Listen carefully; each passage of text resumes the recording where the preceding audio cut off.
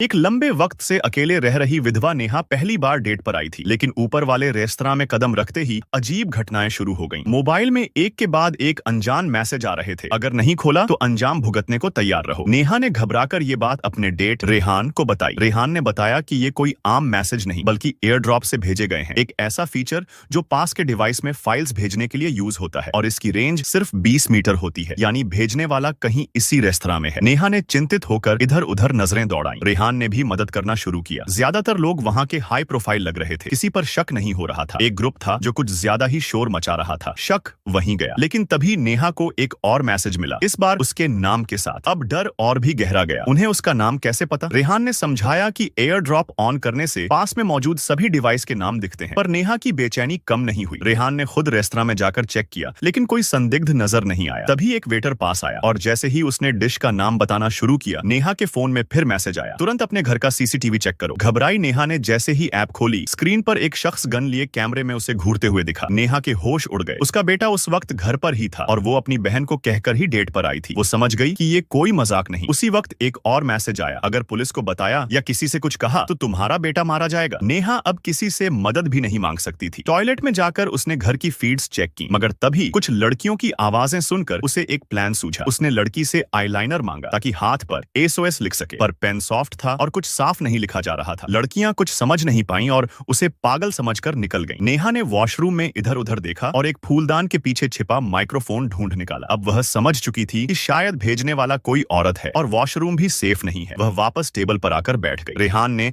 उसके बदलते व्यवहार को नोटिस किया, लेकिन नेहा ने बहाना बना दिया कि उसे बेटे की चिंता हो रही है। तभी उसे लाइट के पास एक और बग दिखा। अब उसने फोन पर पूछा, तुम चाहते क्या हो? जवाब आया, मैं वही हूँ जो तुझे सर्व कर रहा था, या फिर वो औरत जो पिंक ड्रेस में दूर बैठी है। नेहा समझ गई कि कोई लगातार उसे देख रहा है। रेहान ने तब कहा कि उसे ऊंचाई से डर लगता है और बैठने की जगह बदलनी है, लेकिन जैसे ही उन्होंने जगह बदलने की बात की, एक और धमकी आ गई, अगर सीट बदली तो बेटा मारा जाएगा। अब नेहा ने एक प्लान बनाया। उसने जानबूझकर घड़ी मिसिंग होने का ड्रामा किया और रेहान को फ्रंट डेस्क भेज दिया। तब उसने कैमरा निकाला और उसमें से मेमोरी कार्ड निकाल लिया। कार्ड में शहर के मेयर के साथ फोटो और घूसखोरी के सबूत थे। उसने कार्ड जेब में रख लिया और दोबारा उसे डिलीट करने का ऑर्डर आया। वॉशरूम जाकर उसने कार्ड को तोड़ा और फ्लश कर दिया, लेकिन काम वहीं खत्म नहीं हुआ। दीवार के पेपर होल्डर में से उसे एक छोटी शीशी मिली, जहर की। अब नया आदेश था, रेहान को मारो। वो जैसे तैसे वापस टेबल पर लौटी। तभी मैनेजर ने पूछा, घड़ी मिली? तभी उसे एक आइडिया आया। वह मैनेजर के साथ रिसेप्शन तक गई, जहां नेटवर्क थोड़ा बेहतर था। जैसे ही उसने फोन उठाया, सिग्नल कट गया। अब उसने रिसेप्शन कंप्यूटर से पुलिस को मेल करने की कोशिश की, लेकिन पीछे कैमरा था और मैसेज आ गया, कोई बेवकूफी मत करना। उसे याद आया कि बाहर कोई उसके नजदीक ही है जो ये सब भेज रहा है। उसने CCTV में देखा, एक आदमी बार बार गेट के पास फोन चेक कर रहा